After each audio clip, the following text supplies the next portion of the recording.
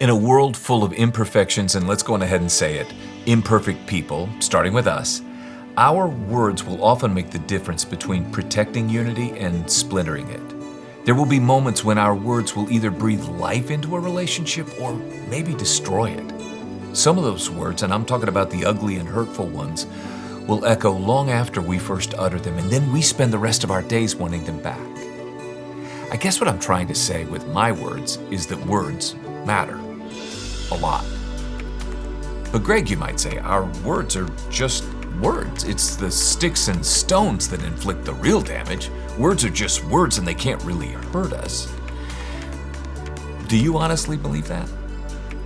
The book of Proverbs has plenty to say about our words and the power they have in our lives. For instance, Proverbs 12:18 warns that rash words are like sword thrusts.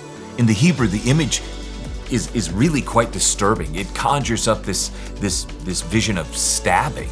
A rash or cruel word can slice into a heart and leave awful, painful wounds. Was that too graphic? How about this one? Proverbs 15:28 tells us that the mouth of the wicked gushes evil. Again, in the original language, this gushing business is fairly descriptive. It can refer to something that is fermented, and when something ferments, it just sits there and sours, and there's a chemical reaction that sometimes produces bubbles, and sometimes those bubbles explode outward.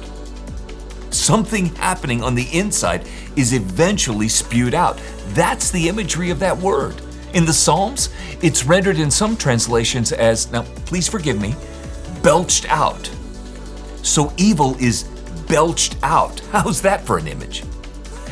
There are many forms of evil that spew out of the human mouth, and some specifically damage the unity between us. You and I should pay heed when someone starts belching evil into the room, saying things they shouldn't say, spraying that ugliness all over. Stay close enough and those words will land on you. They'll cling to you. Stay long enough in that cloud of yuck and you will soon stink yourself. And so will your thoughts. And who knows, maybe eventually even your words. Before long, you'll start belching a little too. This is what happens when evil is sprayed and spewed into a room. It touches everyone.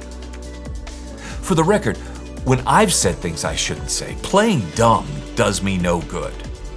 Golly, where did that come from? I'll tell you where it came from. It came from inside me, or you, or whoever just belched the evil into the room. It came from someplace deep where it's been fermenting. After a particularly nasty rant, we try to act shocked by what just spontaneously erupted from us. But this is an intellectually dishonest ploy. I actually have a pretty good idea where it came from if I'm honest with myself and the God who already knew what was brewing inside of me. So if words matter, and they do, and they have the potential to do real damage, and they do, then one of the best ways to prevent our words from doing harm is to be honest with ourselves and God about what might be fermenting in our hearts before the damage is done.